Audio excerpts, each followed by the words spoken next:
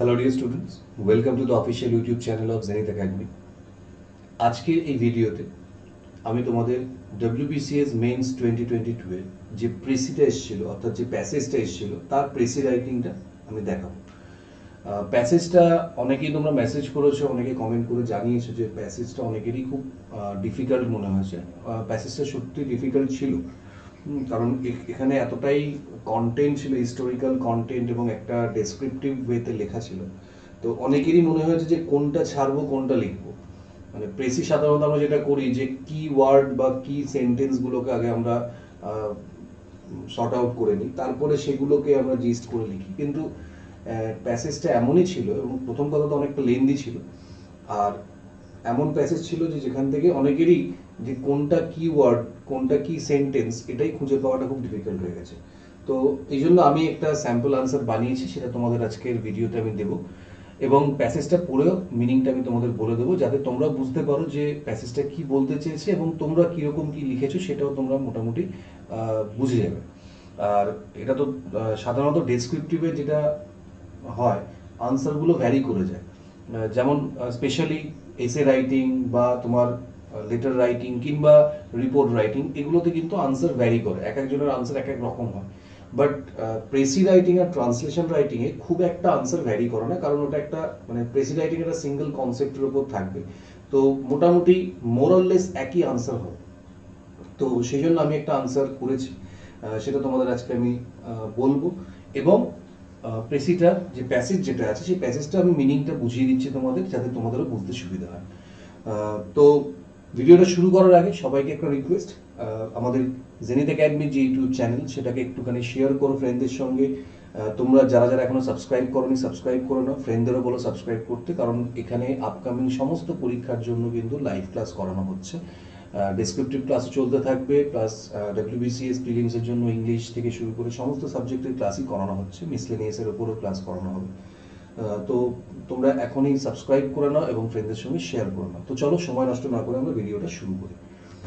তো দেখে নিই, দেখো প্রথমে এখানে যেটা দেওয়া আছে আমরা ছোট্ট করে প্যাসেজটাকে মিনিংটা বুঝে নিই। দেখো এখানে যেটা বলছে, the medieval word for a poet was a maker, which indeed is the original meaning of a poet. আচ্ছা, এটা বলার আগে আমি আরেকটা জিনিস বলে দিই। প্রেসি রাইটিং এর ক্ষেত্রে যেটা আমি বারবার তোমাদের বলেছি যে একটা সেন্টেন্স বা একটা ওয়ার্ডে গিয়ে স্টিক হয়ে যাবে না। মানে অনেকের যেটা হয় যে একটা ওয়ার্ডের মিনিং বুঝতে পারছি না বা একটা সেন্টেন্সের মিনিং আমি বুঝতে পারছি না কিংবা একটা ফ্রেজের মিনিং বুঝতে পারছি না, তো মনে হচ্ছে যেন ওটাই সেন্টেন্স মানে প্যাসেজটার সব থেকে ইম্পর্টেন্ট জায়গা, ওটাতে আমি আটকে গেলাম, তাহলে কিন্তু আনসার করতে পারবে না। ওভারঅল মিনিংটা বোঝার চেষ্টা করবে। হতে পারে একটা ওয়ার্ড বা একটা সেন্টেন্স তুমি বুঝতে পারলে না, সেটা স্কিপ করো, করে তারপরে সেন্টেন্সগুলো পড়ো, পড়ে দেখো একটা ওভারঅল মিনিং তুমি বুঝতে পারবে, কারণ প্রেসি মানে হচ্ছে জিস্ট করতে হবে তোমাকে। তাহলে দেখো প্রথম সেন্টেন্সটা যেটা বলছে যে the medieval word for a poet was a maker, which indeed is the original meaning of a poet. মানে এই যে পোয়েট কথাটা আমরা বলি ইংলিশে, এটার মিডিয়েভাল এজে এই পোয়েটকে কি বলা হতো? মেকার। এবং এখানে ন্যারেটর বলছেন যে এটাই অরিজিনাল মিনিং, এটাই অ্যাকচুয়াল মিনিং পোয়েটের, because a poet is a maker. Maker মানে one who makes something. It is one of the points in which Greek and medieval simplicity nearly touch.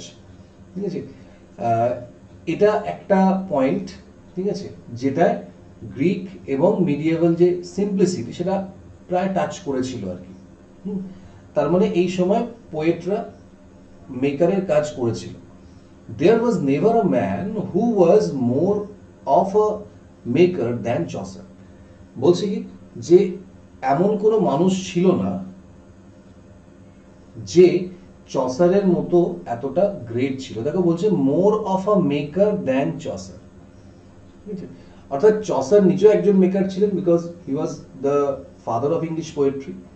তো সেই জন্য বলছেন there was never a man who was more of a maker than Chaucer. তার মানে চসারের থেকে বড় maker কিন্তু কেউ ছিল না, অর্থাৎ তার থেকে বড় কবি কিন্তু কেউ ছিল না। দেয়ার ওয়াজ নেভার আ ম্যান, কোনো মানুষ কিন্তু ছিল না। He made a national language, he came very near to making a nation. তাহলে মেকার কথাটা বলার কারণ কি, যে চসার দেখো একটা ন্যাশনাল ল্যাঙ্গুয়েজ তৈরি করেছিলেন এবং তিনি প্রায় একটা নেশনকেই তৈরি করে ফেলেছিলেন। at least without him it would probably never have been either so fine a language or so great a nation. তো লেখক এখানে বলছেন যে চসারকে ছাড়া এত সুন্দর ল্যাঙ্গুয়েজ এবং এত বড় একটা মহান একটা নেশন কখনোই কিন্তু তৈরি হতো না। তার মানে চসারের কন্ট্রিবিউশন কিন্তু অনস্বীকার্য, এটাই বলতে চাইছেন। আচ্ছা, এবার বলছেন Shakespeare and Milton were the greatest sons of their country, but Chaucer was the father of his country, rather in the style of George Washington. তাহলে এখানে বলা হচ্ছে যে শেক্সপিয়ার এবং মিল্টন এনারা তাদের কান্ট্রির সন্তান, কিন্তু চসার কি তার কান্ট্রির ফাদার। অর্থাৎ ফাদার মানে কি, যে জন্ম দিচ্ছে তার শিশুকে বা সন্তানকে, মানে ফাদার যে তৈরি করছে। অর্থাৎ তারা মানে চসার একটা নেশনকেই প্রায় তৈরি করে ফেলেছিল। এবার বলছে and apart from that he made something that has altered all Europe more than the newspaper, the novel. অর্থাৎ এখানে দ্য নভেল একটা নিউজ পেপারের নাম। বলছেন তিনি এমন কিছু করেছিলেন যেটা পুরো ইউরোপকে অল্টার করে দিয়েছিল, পুরো চেঞ্জ করে দিয়েছিল, ইনফ্লুয়েন্স করেছিল। যেটা নভেল নামক যে নিউজ পেপারটা, সো কল্ড খুব ফেমাস একটা নিউজ পেপার, সেটাও করতে পারেনি। He was a novelist when there was no novel. তিনি একজন ঔপন্যাসিক ছিলেন যখন উপন্যাস লেখাই শুরু হয়নি। তার মানে কতটা আগের কথা বলা হচ্ছে এবং কতটা একদম বিগনিং অফ ইংলিশ ল্যাঙ্গুয়েজের কথা বলা হচ্ছে, যখন ইংলিশ ল্যাঙ্গুয়েজের ফরমেশনটা শুরু হয়েছিল। I mean by the novel the narrative that is not primarily an anecdote or an allegory but is valued because of the almost accidental variety of actual human characters. তো I দেখো, আমি বারবার বলেছি তোমাদের আগেও যে আই বা you কথাটা থাকলে আমরা সাধারণত অ্যাকর্ডিং টু দ্য ন্যারেটর দিয়ে শুরু করতে পারি। এটা কারণ এটা ন্যারেটরের নিজস্ব ওপিনিয়ন। তো এখানে বলছেন যে আমি এখানে নভেল বলতে কি বলছি, যে ওই যে ন্যারেটিভ, যেটা একটা অ্যানেকডট বা অ্যালিগরি এখানে কিন্তু নয়। এই নভেলগুলো একটু অন্য রকমের, কিরকম, যেখানে অ্যাকচুয়াল হিউম্যান ক্যারেক্টারকে কিন্তু তুলে ধরা হয়েছে। এটা অ্যাক্সিডেন্টাল ভ্যারাইটি, অর্থাৎ অ্যাক্সিডেন্ট বলতে যেটা ইন্টেনশনালি নয়, হয়ে গেছে ব্যাপার। But despite all this, what seems to be altogether missed is the greatness of Chaucer. তাহলে বলছে এত কিছু সত্ত্বেও, এত কন্ট্রিবিউশনের সত্ত্বেও যেটা মিসিং সেটা হচ্ছে চসারের greatness. Men emphasize the obvious thing about him. They call him the father of English poetry, but only in the sense in which the same title has been given to an obscure Anglo-Saxon like Caedmon. Caedmon একটা পোয়েটের নাম। তো এখানে বলা হচ্ছে রাইটারের নাম একটা। তো এখানে বলা হচ্ছে যে তার যে গ্রেটনেস, তার গ্রেটনেসটাকে কিন্তু কেউ সেইভাবে আইডেন্টিফাই করতে পারেনি বা সম্মান দেয়নি। তাকে মানে তার অবভিয়াস যে থিংস, অর্থাৎ যেগুলো খুব কমন তার ক্যারেক্টারিস্টিক্স, যেটার জন্য তিনি ফেমাস হয়েছেন, সেইগুলো নিয়েই মানুষ কিন্তু সবসময় তাকে তার প্রশংসা করেছে বা মানুষ তাকে জেনেছে। যেমন the father of English poetry নামে তিনি পরিচিত। তো এটাই সবাই জানে। যেমন ধরো এই কেডমনের কথা বলা হচ্ছে, যেটা অবভিয়াস থিং, অর্থাৎ যেগুলো সাধারণভাবে আমরা জানি, কিন্তু এর বাইরেও চসার অনেক কিছু দিয়ে গেছেন, অনেক কিছু কন্ট্রিবিউট করেছেন, যেটা আমরা সেই গুরুত্বটা তাকে দিই না বা সেইগুলো আমরা এগুলো নিয়ে ভাবি না। They say that Chaucer marks the moment when our language began to form out of French and Saxon elements, but they see nothing elemental about the man who did so much to form it. তারা কি বলে? দে বলতে people বা আমরা ক্রিটিকদেরও বলতে পারি। তো তারা যেটা বলেন যে চসার তার কন্ট্রিবিউশন তখন থেকেই দেওয়া শুরু করেছেন যখন ইংলিশ ল্যাঙ্গুয়েজটা ফ্রেঞ্চ বা স্যাকশন এলিমেন্ট থেকে বেরিয়ে এসে একটা মানে ইন্ডিপেন্ডেন্ট ল্যাঙ্গুয়েজ হচ্ছিল আর কি। সেই সময় থেকেই কিন্তু তার কন্ট্রিবিউশন আছে। কিন্তু তিনি যে এই ল্যাঙ্গুয়েজটার ফরমেশনের জন্য, তৈরির জন্য যে কতটা মানে এফোর্ট দিয়েছেন বা কি করেছেন, সেই সব ব্যাপারে কিন্তু অনেকেই আমরা জানি না বা সেইগুলো নিয়ে আমরা আলোচনা করি না। They say that Chaucer borrowed from Boccaccio the notion of a framework of stories, and they admit that he brightened it a little by giving more personality to the tales of the Canterbury Tales. তাহলে কি বলা হয় যে অনেকেই যেটা মনে করেন বা বলেন যে বোকাসিওর থেকে তিনি গল্প বা ফ্রেমওয়ার্ক, গল্পের যে ফ্রেমওয়ার্ক সেগুলো তিনি বড় করেছিলেন, ধার করেছিলেন বা অ্যাডপ্ট করেছিলেন, কপি করেছিলেন, যেটাই বলো।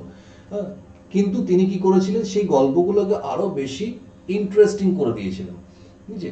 কারণ তার মধ্যে কিছু ক্যারেক্টার অ্যাড করে বা তার লেখনীর মধ্য দিয়ে তিনি জিনিসটাকে আরো ইন্টারেস্টিং করেছিলেন। এটা তারা স্বীকার করেন। দে অ্যাডমিট দ্যাট, তারা আর কি স্বীকার করছেন, this 14th century man was acquainted with the nature of a joke। মানে সেই এটাও স্বীকার করেন যে 14th century মানুষটার মানে চসারের কিন্তু সেন্স অফ হিউমার খুব ভালো ছিল। দে কনসিড মানে স্বীকার করা, অ্যাকসেপ্ট করা certain courtesy and urbanity, and then generally turn to digging up the old original dull stories which Chaucer made interesting। তারা চসারের এই ব্যাপারটা স্বীকার করেন, কিন্তু তার সঙ্গে সঙ্গে কি বলছেন, তারপরেই তারা পুরনো স্টোরিগুলোকে আবার খোঁজার চেষ্টা করেন যে কোন জায়গা থেকে তিনি কপি করেছেন বা এর অ্যাকচুয়াল সোর্সটা কি, কোথা থেকে নেওয়া হয়েছে। যে গল্পগুলো কিন্তু অ্যাকচুয়ালি অতটা ইন্টারেস্টিং ছিল না, যেটা চসার কিন্তু ইন্টারেস্টিং করে দিয়েছে। যেটা আমরা অনেক ক্ষেত্রে দেখি যে মিউজিকের ক্ষেত্রে আমরা দেখি যে অনেক গানের সুর নকল করা হচ্ছে বা অন্য কোথাও থেকে নেওয়া হচ্ছে, কিন্তু দেখা যাচ্ছে যে অরিজিনাল যে সুরটা ছিল তার থেকে কিন্তু যে নতুন ভার্সনটা হলো সেটা অনেক বেশি ইন্টারেস্টিং হলো, অনেক বেশি অ্যাকসেপ্টেবল হলো। তো চসারের ক্ষেত্রে ব্যাপারটা তাই। But never does his name actually sound as a thunderclap or a trumpet peal like the name of Dante and of Shakespeare। কিন্তু কি বলছেন দাঁড়াটা, যে এত কিছু সত্ত্বেও তার নাম কখনোই সেই উচ্চস্বরে উচ্চারিত হয় না যেটা দান্তে বা শেক্সপিয়ারের ক্ষেত্রে হয়। তার মানে দান্তে, শেক্সপিয়ার এনারা যে মানে পপুলারিটি পেয়েছেন, চসার কিন্তু সেটা পাননি যেটা তার পাওয়া উচিত ছিল। It may seem fanciful to say so, but the name of Chaucer has not yet completely achieved the sound of a serious thing। মানে এখানে ন্যারেটর আক্ষেপ করেই বলছে যে চসারের নাম কিন্তু এখনো পর্যন্ত অতটাও সিরিয়াসলি মানে জায়গাতে যায়নি আর কি। মানে তিনি তার নামটা মানে তার যে ডিজার্ভ যে ডিউ রেসপেক্ট সেটা কিন্তু এখনো পুরোপুরিভাবে তিনি পাননি, এটাই বলতে চাইছেন। It is partly the popular sense that early English is a sort of pidgin language. It is partly pedantic prejudice that medieval civilization was not civilized। এর কারণটা কি, চসার কেন এত কিছু সত্ত্বেও তিনি পপুলারিটি পাননি বা তার যেটা ডিউ পপুলারিটি পাননি বলবো না, যেটা শেক্সপিয়ার, দান্তে, মিল্টন এই সময়কার রাইটাররা যেটা পেয়েছেন সেই জায়গায় কিন্তু চসার পৌঁছাতে পারেননি। কারণ অনেকের যেটা মনে হয় যে ইংলিশ, ওল্ড ইংলিশের ল্যাঙ্গুয়েজ, আর্লি ইংলিশ ল্যাঙ্গুয়েজ যেটাকে বলা হচ্ছে, সেটা একটা পিডজিন ল্যাঙ্গুয়েজ, অর্থাৎ যেটার মধ্যে পিডজিন কথাটা মানে হচ্ছে মিক্সচার অফ ল্যাঙ্গুয়েজ, যার মধ্যে পিউরিটি নেই। অর্থাৎ ওল্ড ইংলিশ ল্যাঙ্গুয়েজে পিউরিটি ছিল না, বিভিন্ন ল্যাঙ্গুয়েজের মিক্সচার ছিল এটা। তো সেই জন্য সেই ল্যাঙ্গুয়েজের গুরুত্ব অতটা নেই। আর একটা কারণ কি বলা হচ্ছে, is partly the pedantic prejudice that medieval civilisation was not civilised. এটা একটা মানুষের মধ্যে ভুল ধারণা ছিল বা একটা অন্ধবিশ্বাস ছিল যে মিডিয়েভাল সিভিলাইজেশনটা অ্যাকচুয়ালি সিভিলাইজ ছিল না। তাহলে একটা সিভিলাইজেশন যদি সিভিলাইজ না হয় তাহলে তার ল্যাঙ্গুয়েজটা সিভিলাইজড হবে না। তার ফলে সিভিল সোসাইটিতে বা সিভিলাইজড একটা সোসাইটিতে কিন্তু তার সেই ল্যাঙ্গুয়েজের কদরটা থাকবে না, যার জন্য চসার কিন্তু তার প্রাপ্য যে সম্মান সেটা কিন্তু সেইভাবে পাননি। অর্থাৎ এটাই হচ্ছে মূল বিষয়বস্তু। The passage is all about the greatness of Chaucer. চসারের যে গ্রেটনেস সেটা নিয়ে বলা হয়েছে এবং চসার কিভাবে ডিপ্রাইভড হয়েছেন সেটা নিয়ে কিন্তু ন্যারেটর বলেছেন। তো এর অনেক ভালো ভালো টাইটেল হতে পারে, কিন্তু প্রত্যেকটা টাইটেলই অনেকটা বড় হয়ে যাবে। তো সেই জন্য আমি একটা টাইটেল দিয়েছি গ্রেটনেস অফ চসার। তোমরা এখানে দ্য গ্রেটনেস অফ চসারও বলতে পারো, কিন্তু কারণ খুব বেশি বড় করা যায় না প্রেসিড টাইটেল, 2 থেকে 3টে ওয়ার্ড দিলে খুব ভালো হয়, ম্যাক্সিমাম 4টে ওয়ার্ড ঠিক আছে, ওর থেকে বড় করলে প্রেসিড টাইটেলটা ভালো লাগে না। তো গ্রেটনেস অফ চসার বা দ্য গ্রেটনেস অফ চসার দিয়ে তোমরা করতে পারো, বা তোমরা যে যেটা দিয়েছো একটু দেখে নেবে। দেখো এবার আমরা কিভাবে লিখছি। অ্যাকর্ডিং টু দ্য ন্যারেটর, আমি বললাম যেহেতু আই কথাটা দেওয়া আছে তো সেক্ষেত্রে অ্যাকর্ডিং টু দ্য ন্যারেটর দিয়ে আমি শুরু করলাম। Chaucer, who was known as the father of English poetry, truly justified the word maker, which was an alternative word for poets in the medieval age। তাহলে চসার, যিনি একজন যাকে যিনি father of English poetry নামে পরিচিত, তিনি কিন্তু এই মেকার শব্দটা, যেটা পোয়েটের একটা মিডিয়েভেল ভার্সন, তো সেই শব্দটাকে কিন্তু তিনি খুব ভালোভাবে জাস্টিফাই করেছিলেন। কেন আমরা বললাম এটা? কারণ তিনি একটা ল্যাঙ্গুয়েজকে তৈরি করেছিলেন, একটা নেশনকে অলমোস্ট তিনি তৈরি করেছিলেন, তাই মেকার তাকে বলা যেতেই পারে। মানে হি was a maker in true sense, ঠিক আছে। In the 14th century, Chaucer ওই সময়টা বিলং করতেন। There was no man so great as Chaucer who influenced the entire Europe through his writings and gave birth to a national language. বলছে এই 14th সেঞ্চুরিতে তার সময়, যে সময় তিনি লিখেছেন আর কি, তার ক্যারিয়ার যে সময় পিকে ছিল, তো সেই সময় এমন কোনো মানুষ মানে বেসিক্যালি রাইটারদেরই বলা হচ্ছে, ছিলেন না যারা তার মতো এতটা মানে গ্রেট ছিলেন। যে মানে চসার, হু হচ্ছে রিলেটিভ প্রোনাউন, চসারকে কোয়ালিফাই করছে, যিনি কি করেছিলেন, পুরো ইউরোপকেই প্রায় ইনফ্লুয়েন্স করেছিলেন তার লেখার মাধ্যমে। মানে অল্টারেট কথাটা দিয়েছে, আমরা যতটা কম কপি করতে পারি বল, তো সেক্ষেত্রে আমি ইনফ্লুয়েন্স কথাটা দিলাম, কেউ চেঞ্জও বলতে পারো। এবং কি করেছিলেন, একটা ন্যাশনাল ল্যাঙ্গুয়েজের জন্ম দিয়েছিলেন, and gave birth to a national language. He enriched the English literature with his unique works, which not only depicted a variety of real human characters but also attracted readers with their interesting contents.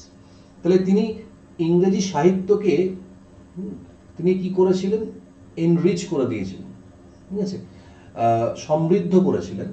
কিসের দ্বারা?